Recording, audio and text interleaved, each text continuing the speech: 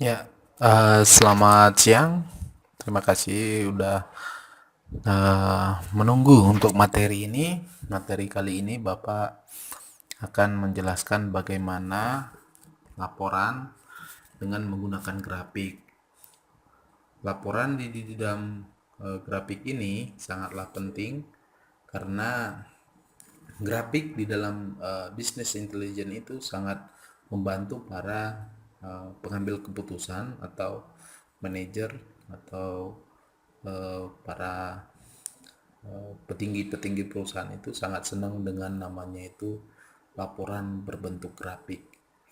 Nah, perlu diketahui bahwa namanya grafik adalah suatu media gambar yang dijadikan sebagai alat untuk menyajikan informasi yang lebih dinamis. Tapi ingat, nah, memberikan informasinya itu harus inovatif dan menarik. Secara gamblangnya itu banyak ini beberapa laporan menggunakan grafik seperti yang telah kita ketahui itu banyak yang udah ada menggunakan tipe-tipe laporan itu seperti ini dan juga berbentuk lingkaran, berbentuk line, berbentuk pie, berbentuk plotting dan lain sebagainya atau menggunakan indikator juga gitu. Nah, di kali ini Bapak akan menjelaskan bagaimana grafik dan fungsi-fungsi grafik ini sendiri. Jenis-jenis grafik itu sangat banyak. Yang pertama yang akan kita bahas adalah grafik batang atau grafik batang ini sering disebut itu tuh chart bar katanya. Nah, chart bar ini cocok untuk menjelaskan bagaimana data akan diperbandingkan dengan satu sama lain. Nah, proporsinya itu biasanya itu di angka 0 sampai 100.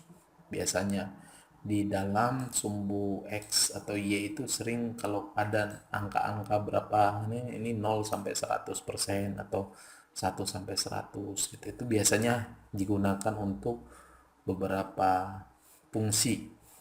Nah, sedangkan untuk data yang lainnya itu adalah pertumbuhannya di sini. Ini ada yang 0,1, 0,2. Nah, ini fungsi dari grafik batang itu akan dapat terlihat dengan jelas. Tapi ingat data-data yang di sini itu alangkah baiknya itu 1 sampai 10. Nah, di sini itu 1 sampai 10. Jangan terlalu banyak-banyak kali juga gitu kan.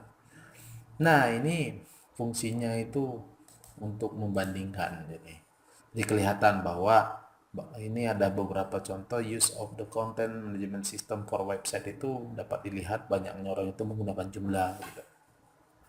Itu untuk grafik batang. Terus ada juga pie. Nah, untuk pie ini itu menjelaskan proporsi di satu bagian jumlah. Nah, ini terhadap jumlah. Jadi ini ada contoh polling terhadap komposisi pengguna internet pada tahun 2000 berapa ini? 2016 kayaknya.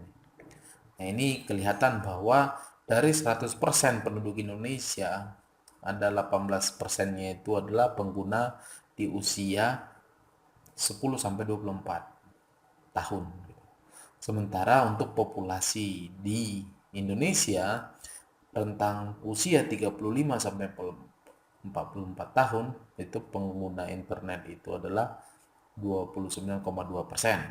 Sementara untuk 25 sampai 34 tahun usia warga Indonesia itu ada penggunanya itu adalah 24%. Sementara di atas 55 tahun ke atas ada 10%. Jadi dapat dilihat bahwa target pasar di internet itu adalah di usia di 35 sampai 44 dan juga 25 sampai 34. Ini masa-masa yang ini nih. Sangat produktif sekali target untuk internet. Seperti itu. Nah, ini dapat dilihat bahwa grafik pie ini dapat terjelaskan dari data-data ini sangat mengertilah penggunanya. Selanjutnya adalah line atau grafik lain itu sering sebut di Indonesia itu grafik garis seperti ini nih. Nah, ini umumnya itu menyajikan berupa data tren atau perkembangan sesuatu informasi dari waktu ke waktu. Jadi ini dapat kita lihat bahwa dari Mei sampai Juni itu kita dapat melihat tren dari tiga ini, 1, 2, 3. Ada antara meninggal, sembuh, dan terkonfirmasi ini dari grafik corona, dari COVID nih.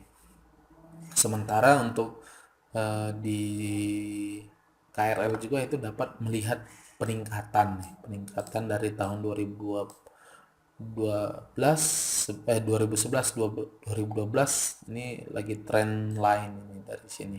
Dari tahun 2012 itu mengalami perubahan nih yang signifikan gitu. Nah, itu merupakan salah satu chart atau grafik yang mampu menjelaskan bagaimana perkembangan suatu informasi. Nah, grafik ini itu sangat baik eh, untuk perubahan tren. Jadi dapat dilihat bahwa ada perubahan-perubahan angka tren itu bisa dapat dilihat, dan juga mempunyai sering digunakan juga sama peneliti-peneliti, apalagi di bagian keuangan kayak foreign exchange itu sangat senang melihat grafik perubahan angkanya itu seperti ini.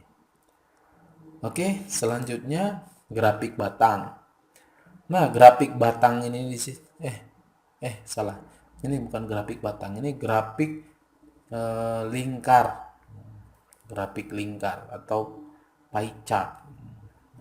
Pie chart untuk lingkaran. Nah, untuk lingkaran ini tuh biasanya itu untuk berbentuk presentasi juga. Oh, kayak yang tadi itu udah ada ya pie lingkaran ini.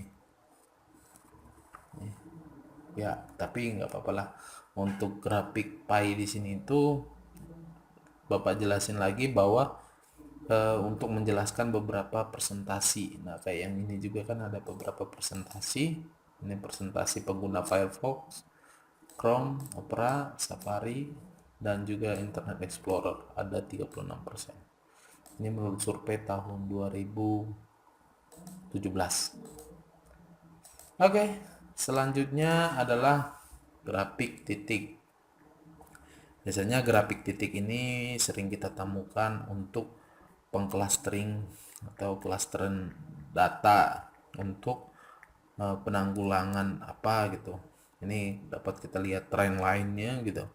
Tapi kita tahu bahwa grafik ini merupakan untuk data trend yang dapat membandingkan dengan garis berbentuk garis. Seperti yang kita lihat bahwa di sini ada perubahan dari -2 sampai ke +3 misalnya di sini. Nah, kalau di sini itu ada berupa pengelompokan. Pengelompokan ini ada kelompok tersendiri di sini, ada kelompok tersendiri di sini, ada di sini. Nah, tapi yang seringnya itu kumpulan itu ada di sini nih, kumpulan. Nah, ini nih. Ini dapat dilihat itu sebaran kelompok, atau kelompok yang ini itu ada sebaran kelompoknya itu meningkat gitu. Itu bisa kita lihat dari data yang telah disajikan. Itu dari grafik titik. Nah, bagaimana kalau dengan radar? Ini digunakan untuk melihat sebaran data juga, tapi umumnya disebut sebagai grafik laba-laba atau spider chart katanya. Nah, ini sangat cocok untuk digunakan sebagai outlier grafik. Untuk grafik ini biasanya digunakan untuk melihat perkembangan kinerja atau kualitas diri seseorang. Biasanya ini kalau kalian bisa dapat lihat di dalam COVID, biasanya itu ini mengukur maturity, tingkat kepuasan pelanggan atau tingkat apa gitu, biasanya di sini nih untuk grafik radar. Oke, mungkin cukup sekian dari penjelasan Bapak mengenai namanya laporan dengan grafik. Terima kasih, selamat sore.